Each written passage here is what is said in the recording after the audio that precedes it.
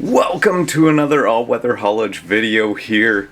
I've got a couple things set up just because last time we were talking about a phase issue, and I want to show off a little bit what a phase issue is and do a little bit of magic here so that we can kind of understand the idea of a phase issue, because the newest track that I'm going to be working on this time I also feel like had a phase issue. I don't feel like I would have done DJ and Rock that dirty and dropped his bass so low in the mix. Now we also sent it to Mastermind which is a studio in Hamilton, to work on, and they said that there was a phase issue, and they said should we just correct it, and at the time I had no idea what they were talking about, so I said yeah, do it. I feel like they dropped the bass in when I don't know for sure because I don't have the original mixes, but I'm gonna add in some and I'll show right here what happened. So with Mutable Instruments warps here, I just have a regular sine wave coming out of it, and if I unmute the track we'll be able to hear the sine wave. I haven't unmuted it yet because it's a super annoying sound after a while.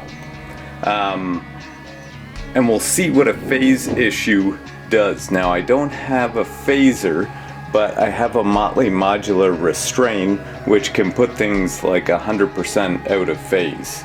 So, okay, let's turn this on to hear what it's happening. There is our sine wave. Now we can... Sounds like almost like a slide whistle there. We could, now I'm not gonna make it like we could go and make it crazier, but let's just go with a simple one. Simple sine wave. If I were to adjust, so the yellow line there is warps, simple sine wave. If I turn on the blue line, that is the restrain, it's getting a copy of it, and that is it doing the same thing. I'm gonna, so this is an attenuator, but it's also an attenuverter, so I can make it go the other way to kind of simulate a phase shift here. Oh, in math, high school math, a phase shift would be taking our sine curve and shifting it to the right. Which, if I were to, let me just mute one of these. If I were to move it to the right, it sounds the exact same, right? And now we're listening to the blue one here. It sounds the exact same. Now it gets quieter as I attenuate it, but it sounds the same no matter if it's shifted. We're just hearing the noise at a different time. Okay, I'm going to turn back on the original. But here's what happens when two things are out of phase with each other. Right now these are pretty perfectly, not quite perfectly, but pretty perfectly in phase with each other. If I start bringing these out of phase, maybe you can start to hear that the volume dropped a little bit. There's the magic. So when you have a phase problem, these two are almost exactly out of phase. It's almost canceling entirely the sound, and it's coming out of the same output here. So the one with the other is canceling it out. So when you have a phase problem, you can't necessarily hear the problem unless you know what is missing from your mix there. And this works for even more complex ones. So if I put that back to 0 and we crazy this up a little bit,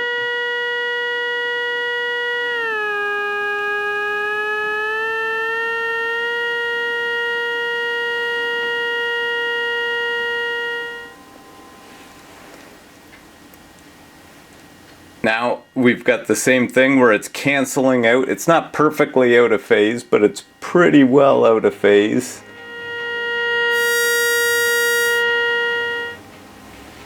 Where it's canceling out a lot of the sound there.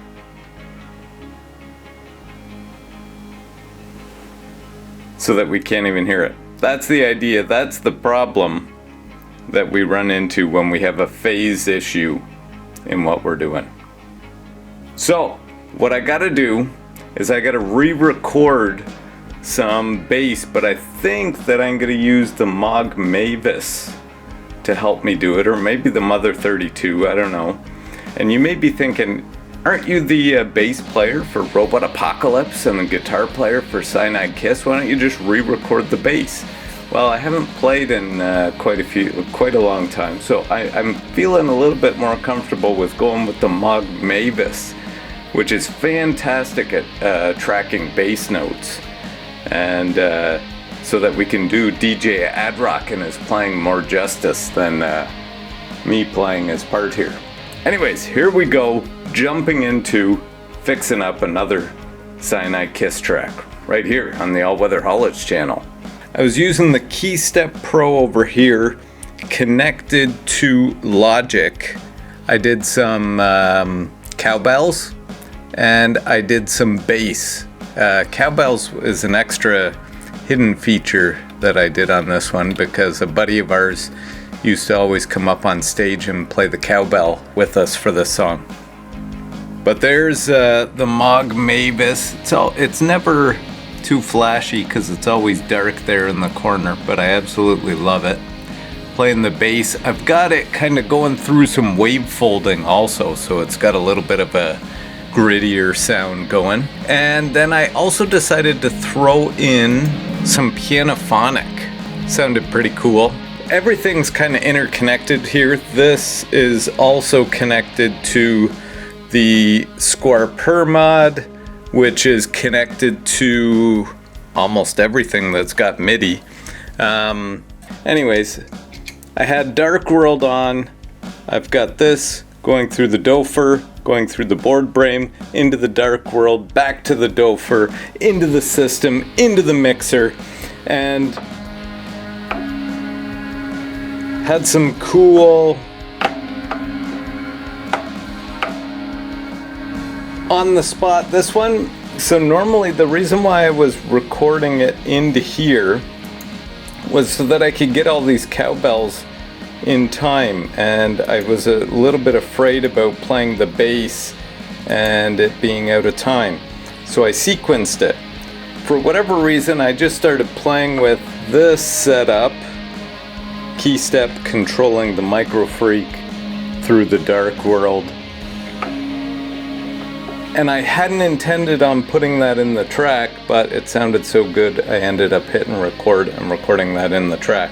For Find You, I hooked up the DFAM, went with some DFAM, and I also played some Micro Freak on that one as well. So a couple updates on the newest tracks coming out now. Check them out at the Mono a Mono Bandcamp.